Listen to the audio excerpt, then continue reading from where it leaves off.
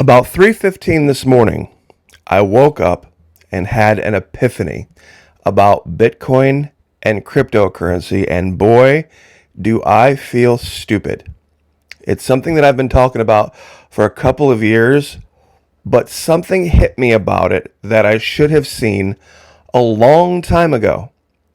And it has a lot to do with the coming hurricane here in Florida. There's all sorts of warnings out, and people are closing up shop and people are shutting things down, schools and businesses. And many have said, and I agreed with them, Florida Maquis, this is a great reason to not have crypto when the power goes out. If the power goes out, there's an EMP, you're going to lose all of your money. Yes and no. You see, for a lot of people, it's not about their access to it. It's about keeping others from accessing it. And it's the true heart of what a pirate is. And we're going to cover that today. Now, this is the latest track that they have. Apparently, this Hurricane Idalia, they're calling it, is now a hurricane. It's no longer a tropical storm. They're saying Cat 2, Cat 3, some I've heard Cat 4. Who knows? Who knows? But one thing's for certain. For a while, at least, the west coast of Florida is going to be pretty much shut down. People are going to evacuate. But there is one thing that never shuts down. You know what that is? The federal government's wealth confiscation machine. Also, repo men love storms. Repo men absolutely love storms because everybody's evacuated. A lot of times they leave their vehicles behind and then go swoop stuff up right after. You see, this is why I feel so dumb. This is what's really going on. Now, real quick, this is, of course, trackthetropics.com. Just like it sounds, trackthetropics.com. I always love to give these guys a shout out because it's better than any news site. It's better, really, than any of the weather sites. There's no ads here. You don't got to fish through to find the image you need. They've got a page dedicated to each storm. Trackthetropics.com. It runs on donations only. Definitely worth a stop to check out all this information. Now, heads up. Over at the Patreon channel, as promised, took a little longer than I thought, brand new video. And believe it or not, what we're talking about here today with this issue with Bitcoin and cryptocurrency and this thing that I finally figured out, the storm, and that video, it all goes together. It all mates up into literally a perfect gear mesh, for lack of a better analogy. Everything fits perfectly. Now, we have a connection over there to the founding fathers that I don't think a lot of people have seen. And it has to do with not only Mr. Trump, but Mr. Trump's wife as well. Those of you who've already seen the video over there, those of you who already signed up, know what we're talking about. But there is a direct connection, and I don't know how people didn't see it before. To be truthful, there's been folks study this a lot more than me, and when I was going through this, I'm like, oh my gosh, look at this. This is unbelievable. Now, if you'd like to join us over there at Patreon, $1 per month. That's it. Even less if you sign up for an entire year, fully refundable. First 90 days, no questions asked. And just like pirates, I guess, you could make that analogy. They didn't do anything for free, and I guarantee most pirates didn't do it for the lowest allowable level, like we have over at the Patreon channel. $1, and nothing that pirates did was refundable. Once they had the money, that was it. You weren't getting it back, not for anything. Here, 90 days, kick the tires. If it's for you, wonderful. Love to have you if you think it's worth $1 a month. If not, after 90 days, you can get all $3 back. Now, the wealth confiscation machine of the federal government, U.S. federal government, never sleeps. Never sleeps. What does this have to do with Bitcoin? Well, who remembers back in 2020 when they shut down not just the west coast of Florida, but they shut down the entire country and really the entire world? There were people that couldn't pay their bills. Money they actually owed, not, over taxation. We're talking about money they couldn't pay their bills. But they still had money, and they were like, I can't let these bill collectors get a hold of this money. Otherwise, I won't be able to live. I'll be one of those guys in a tent on the side of the street. but I can't keep the money in the bank. They're going to come seize it. You see, the federal government is in collusion with all of the banks that they can help them. The banks will help bill collectors seize your money. Literally, as soon as it shows up, they'll get it from your employer. They'll garnish your wages. They'll do whatever they can, and you'll just never see the money. So people were desperate. How can I hide my money? How can I hide the money? Now look at this chart from Bitcoin. Look at this chart. Here's where everything happened in 2020. Notice how no huge rush into crypto. Right after everything shut down, no huge rush. It's a 6,100, 6,200. It starts to eke up a little bit. But by the end of the year, when people have run through everything and they need to take what they have and hide it from bill collectors because they knew the government was going to, the moratoriums were going to end. This is what happened. The huge flight into Bitcoin and into cryptocurrency in general was basically pirate theory. You hide your money. What do pirates do? They would take money and they would go get whatever they wanted. They'd steal this, steal that, steal the other.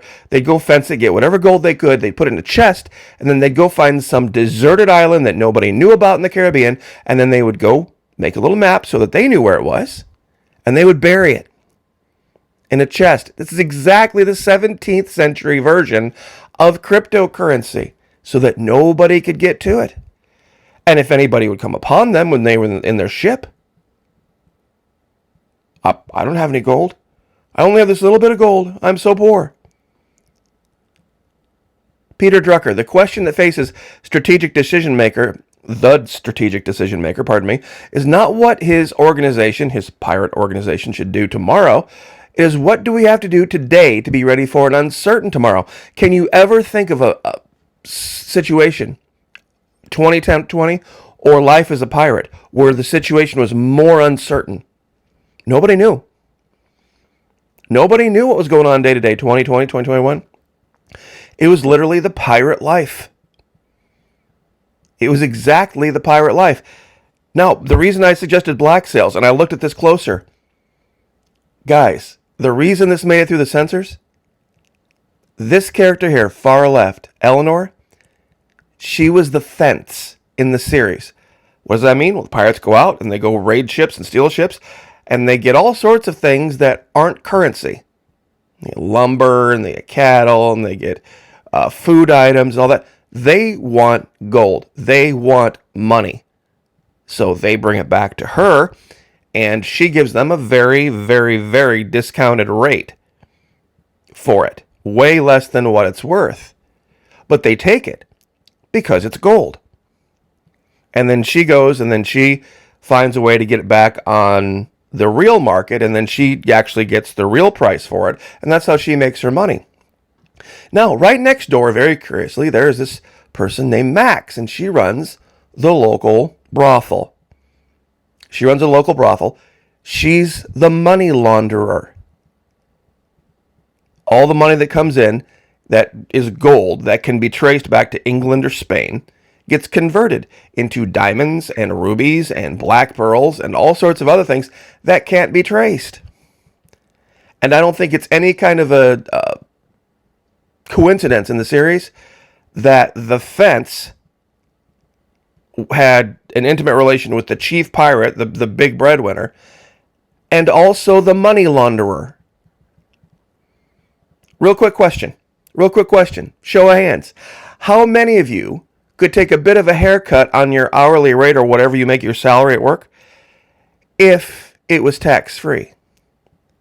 See, just like with the UPS guys, if you were making $179,000, but you had to pay taxes on all that, and it went into a bank where everybody had access to it, auto debit this, auto debit that, auto debit the other, how much less would you be willing to work for if it was completely inaccessible to only those people that you absolutely had to have it go to?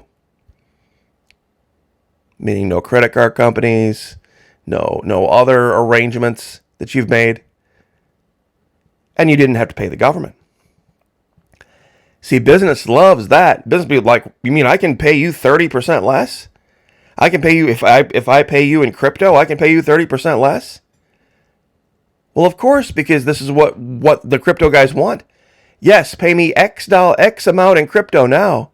Who knows? Tomorrow, that amount, I might have just gotten a raise. My pay could double just by having it in crypto. But what actually happened? See, it got to a certain point where the market got overbought and everybody was in on the scam. Well, gosh, I put my money in here when it was 18,000. I just couldn't pay my bills anymore. I couldn't pay my bills anymore. I was at the end of my rope and I had to hide the little bit of money I had. So I put 5,000 in when it was 18 and then it shot to 60. Now, all of a sudden, the last $5,000 you have is now the last 20 grand you have or more. And so people kept dumping into it. All of a sudden, a bunch of bad decision makers were a bunch of good decision makers overnight. But then now, guess what? Guess what happened? Oh, a bunch of bad decision makers again. See, they lost it all. They lost it all. And that's why they're trying to talk up the market so that they can get their money back. And this is the best part about this. This is the chart the Bitcoin people want you to see. Oh my gosh, look, it's going to take off again. Quick, get the money in crypto. See, this is a 1 day. This is a 5 day. Just as encouraging. A 1 month. Oh, wait a minute. Hold on. 30 days of information. That's a little different. That's 6 months. It was here. Okay, it's a little better. Yeah, 23, 27. Over the year. Okay, yeah, it's kind of got a trend up, but it's not life-changing money. See, it's all about perspective. It is all about perspective, which goes to the idea of the storm. What does this have to do with the hurricane? Well, what do people miss the most when the power goes out? Hot shower, ice for cold drinks, getting on the internet, and climate control, air conditioning. Those are the big ones, right? You can tell who you're talking to by which one of these 4 things they value the most. Who do you think would value the hot shower the most? Well, probably, generally speaking, I think women more so than men. Being able to get scrubbied up after a couple, 2-3 days without power would probably value the hygiene aspect. The climate control, the cold drinks, probably older folks. The getting back on the internet, probably younger people. People, like millennials and younger. But even where you went when you got on the internet, would tell people a lot about you. A lot of the kids, the young kids, they're just going to go right to their social sites. They're going to go to their Instagrams. They're going to go to their gaming sites. But people like you and me, Gen X and up, we're going to go to the news sites. So even that's more information. But you can tell values by how you deal with things when things get rough. And the Bitcoin folks were telling us something. All the folks that were out there talking about Bitcoin, how great it was to try to talk it up, these were people that just didn't want to pay their bills. These were people that the reason they value Bitcoin is because they can go earn money in dollars. And instead of putting it in the bank where a garnishment might hit, a child support thing might hit, money you owe somebody from something righteously might hit somewhere and they might get a hold of that money. Instead of doing that, tax lien might hit. They can take that money they've earned and they can now hide it. Just like a pirate did. Just like burying treasure.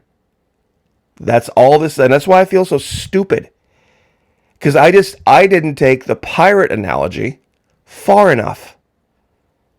Of course that's why they love crypto. Of course. And it goes right in line with decision making. People who make bad decisions gravitate to other people who make bad decisions. And they commiserate. and they find something they have in common. You see, there were some folks that were true believers. They were true believers in the idea of crypto back here.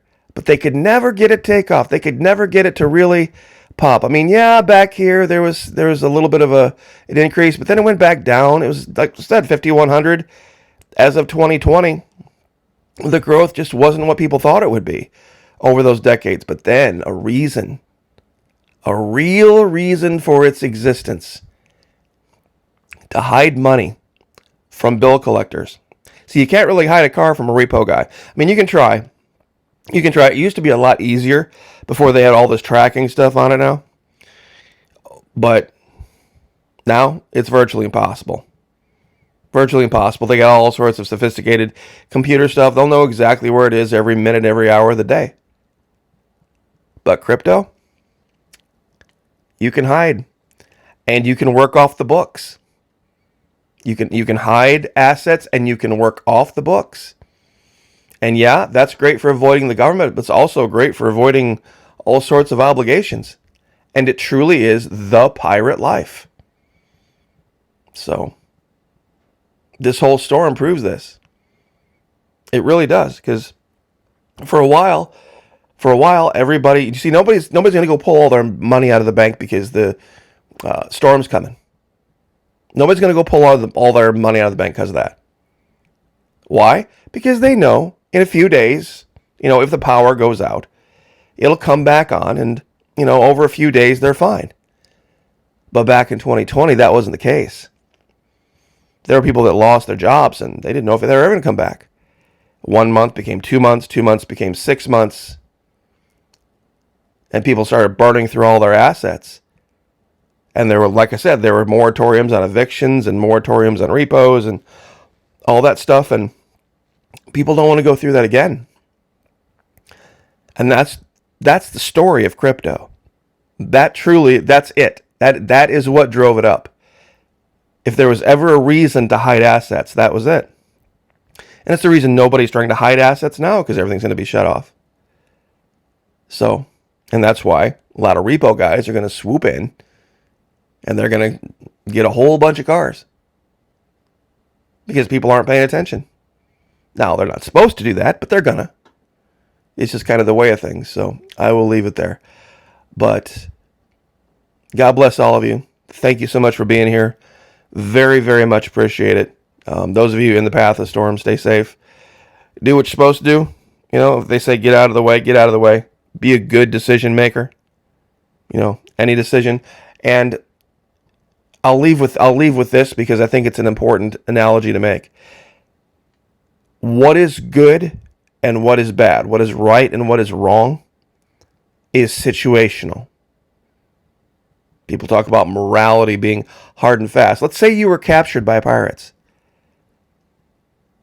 The good decision would be any decision that kept you alive, any decision that kept you fed, any decision that got you the fresh water that you needed to survive, any decision that would allow you some opportunity to maybe in the future be free. Those would all be the right decisions no matter what they were.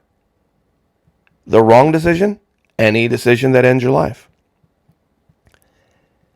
See, that's just the case. It's just the reality. So anyway, I just wanted to share that before I forgot. Thank you so much, everyone at Patreon. Very much appreciate it. The brand new video was up a couple hours ago. So go over there, check that out. I think you're going to be interested to see the connection to the president, because it's undeniable. It's absolutely undeniable. And when you look at it, you might cringe a little bit. You might cringe, but you won't be able to look away once you see it. So, God bless. Pray for me. I'll pray for you. Lift each other up. Like, share, subscribe, and we'll see you guys next time.